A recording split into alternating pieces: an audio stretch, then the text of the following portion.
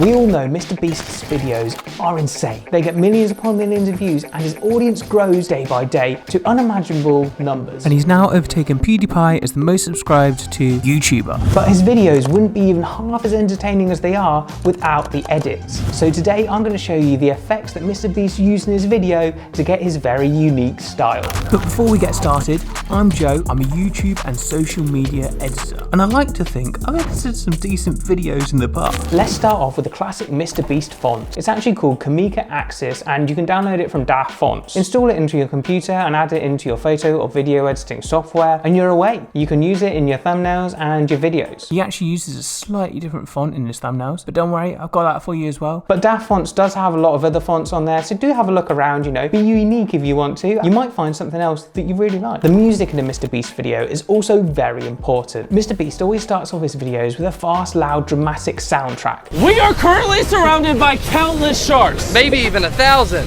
I don't think it's that many. To really hook the viewer straight away and say, look over here, look at me, there's something big, important, dramatic going on that you need to watch right now. The music adds to this feeling and hooks the viewer straight away. After the intro and after we've hooked the viewer, we then normally change to something a bit more chill. This is my friend Arak. To your right is the coldest room in the world. It's freezing in here. And to your left is the hottest room in the world.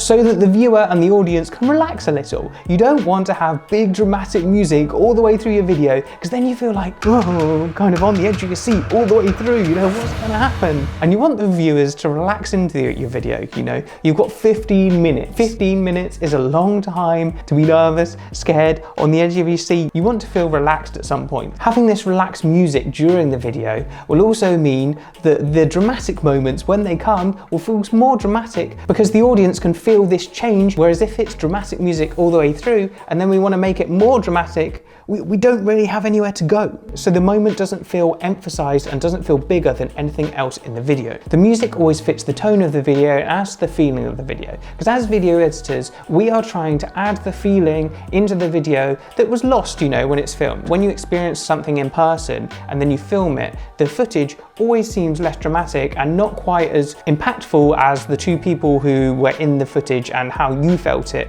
when you were there. Your job as a video editor is to add that extra emotion in that is lost through the filming. And music is a great way to do this. And because of this, MrBeast is not afraid to change up the music track a lot. It changes quite consistently throughout the video and there'll be many different songs used in each video. This also adds to the pacing because the changing of music makes the video feel like it has progression and change, which makes you feel like the video is going somewhere and it's fast paced, which MrBeast videos have relentless pacing.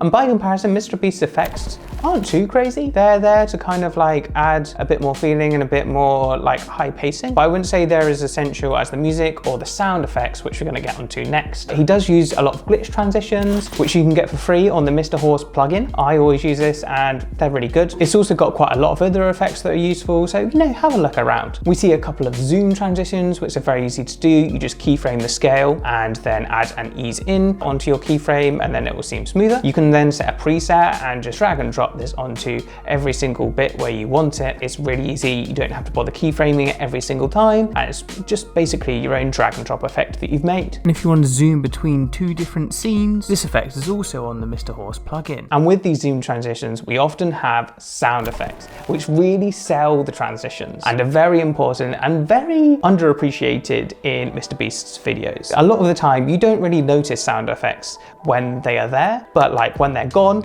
you notice them. And MrBeast videos have so many sound effects, whether it's swooshes, money sounds, because obviously money's a massive theme in his videos, hits, rises to create tension, or hits to create impact. There's so many used. And I'd really advise, you know, scrolling through YouTube or Epidemic Sound or Artlist and building yourself up a sound effects library of these rises, these impact hits that you can regularly use and have about like at least I would say 5 of, you know, really good hits or rises. The more you have in your arsenal, the better, you know.